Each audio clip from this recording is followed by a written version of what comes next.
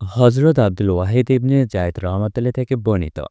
তিনি বলেন, আমি একদিন মুজাহিদ সাথীদের নিয়ে বসেছিলাম। তখন আমরা জিহাদে যাওয়ার জন্য প্রস্তুতি নিচ্ছিলাম। এমনকি সকল সাথীর মাঝে সোমবার সকালে রওনা হওয়ার কথা ঘোষণা করেছিলাম।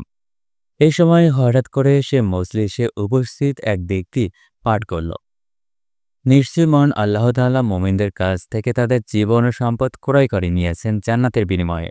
তারা আল্লাহর পথে যুদ্ধ অব্যাহত রাখবে, শত্রুকে বধ করা অথবা নিজে নিহত হওয়া পর্যন্ত।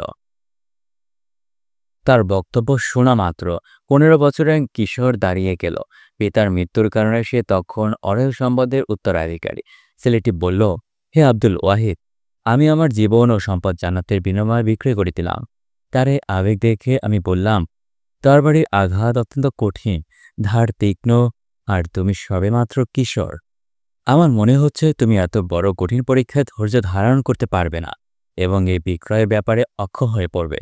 কিশোর ছেলেটি আমাকে বলল, আব্দুল ওয়াহিদ, আমি কি জান্নাতের বিনিময়ে বিক্রয় করার পরও অক্ষম হয়ে যাব?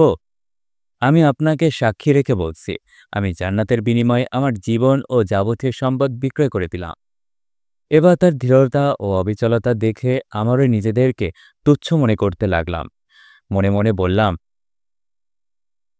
একজন কিশোর বালক যে কিনা কাজটি বাস্তবে করে দেখাতে পারে, অথচ আমরা সেটি পারি না।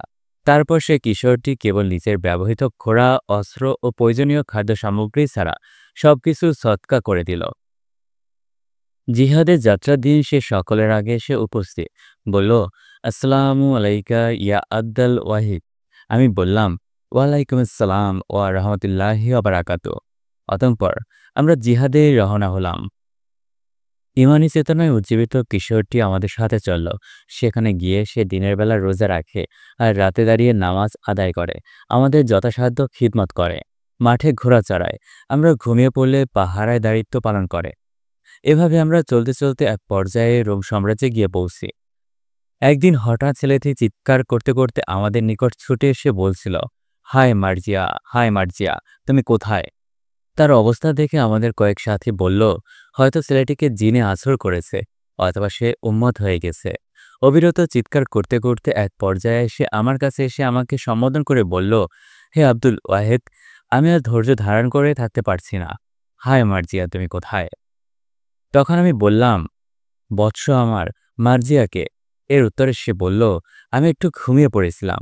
তখন দেখলাম এক আগন্তুক এসে আমাকে বলল, চলো, তোমাকে মার্জিয়ার নিকট নিয়ে যাব। আমি উঠে তার সাথে রওনা দিলাম। তখন আমাকে নিয়ে একটি উদ্যানে প্রবেশ করল। সেখানে অপরিবর্তনীয় পানির নহর প্রবাহিত। তার দুতীরে দাগনয়না হরিণ আকর্ষণীয় পোশাক ও নানা অলঙ্কারে এমন অভাবনীয় সাজে সজ্জিত হয়ে আছে, যা আমি বর্ণনা করতে অক্ষম।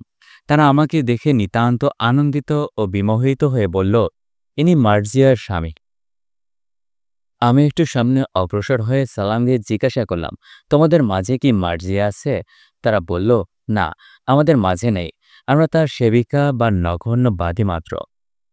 আপনি আরো সম্মুখে অগ্রসর হন। অতঃপর আমি আরো সামনে অগ্রসর হয়ে দেখলাম একটি উদ্যানের বুক চিরে নির্মল দুধের নহর প্রবাহিত হচ্ছে, যার স্বাদ কখনো পরিবর্তন হয় না। সেখানে সর্বপ্রকার শোভা বিদ্যমান। একদল হুর দেখতে পেলাম, যাদের রূপ সৌন্দর্যে আমি বিমুখ ও পাগল হয়ে গেলাম। তারা আমাকে দেখে নিতান্ত আনন্দিত ও বিমোহিত হয়ে বলল, আল্লাহর শপথ, ইনি মার্জিয়ার স্বামী। আমাদের নিকট এসেছে। আমি তখন সালাম দিয়ে তাদের জিজ্ঞাসা করলাম, তোমাদের মধ্যে কি মার্জিয়া আছে? তারা সালামের উত্তর দিয়ে বলল, হে আল্লাহর বন্ধু, আমরা তার সেবিকা বা বাদী। আপনি আরো সামনে অগ্রসর হন। আমি সামনে অগ্রসর হয়ে একটি শরাবের নহর দেখতে পেলাম। তার তীরে এমন সব অপরূপা হুর বসে আছে, যাদের দেখে পিছনে ফেলে আসা সব হুরদের কথা ভুলে গেলাম। আমি সালাম দিয়ে বললাম, তোমাদের মাঝে কি মার্জিয়া আছে? তারা বলল, না, বরং আমরা তার বাদী ও সেবিকা। আপনি সামনে অগ্রসর হন। আমি সামনে অগ্রসর হয়ে দেখলাম এটি বিশুদ্ধ মধুর নহর ও তার দুধারে ঘেঁষে আছে নয়নাভিরাম একটি উদ্যান। সেই উদ্যানে উজ্জ্বল আলোকিত ও অভাবনীয় রূপ ও নজর কাড়ার সুন্দরী অসংখ্য হুর বসে আছে, যাদের দেখে আমি পিছনে থাকা সকল হুরদেরকে ভুলে গেলাম।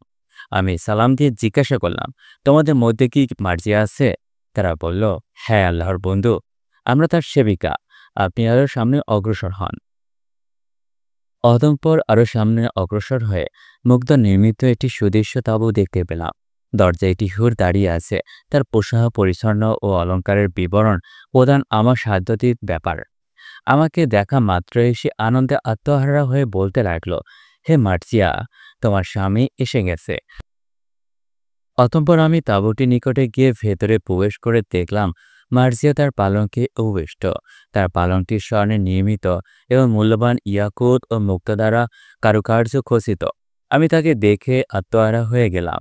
সে বলল, সাবাস, হে আল্লাহর বন্ধু, আমাদের নিকট তোমার পৌঁছার সময় ঘনিয়ে এসেছে। আমি তখন তাকে আলিঙ্গন করতে অগ্রসর হলাম। সে বলল, দাঁড়াও, তোমার আলিঙ্গন করার সময় হয়নি, কারণ তোমার মধ্যে দুনিয়ার রূহ বিদ্যমান। ইনশাল্লাহ তুমি আজ রাতে আমাদের সাথে নৈশভোজে অংশগ্রহণ করবে। এরপর আমি জাগ্রত হয়ে গেলাম। হে আব্দুর রহমান, আমি এখন আর ধৈর্য ধারণ করতে পারছি না। আব্দুল ওয়াহেদ ইবনে জাহেদ আব্দুর রহমান রহমতুল্লাহ বলেন, তখনও আমাদের কথাবার্তা শেষ হয়নি। ইতোমধ্যে শত্রুদের একটি বাহিনী আমাদের দিকে এগিয়ে এসে আমাদের উপর অতর্কিত আক্রমণ করল। আমরাও তাদের উপর আক্রমণ করলাম। কিশোর বালককেও তাদের উপর আক্রমণ করল। সে 9 জন সৈন্য হত্যা করে মাটিতে লুটিয়ে পড়ল। আমি তার নিকটে পৌঁছে দেখলাম সে রক্তাক্ত হয়ে পড়ে আছে। আমাকে দেখে সে মুখ ভরে হাসল। তারপর চিরবিদায় নিয়ে ইহলোক ত্যাগ করল।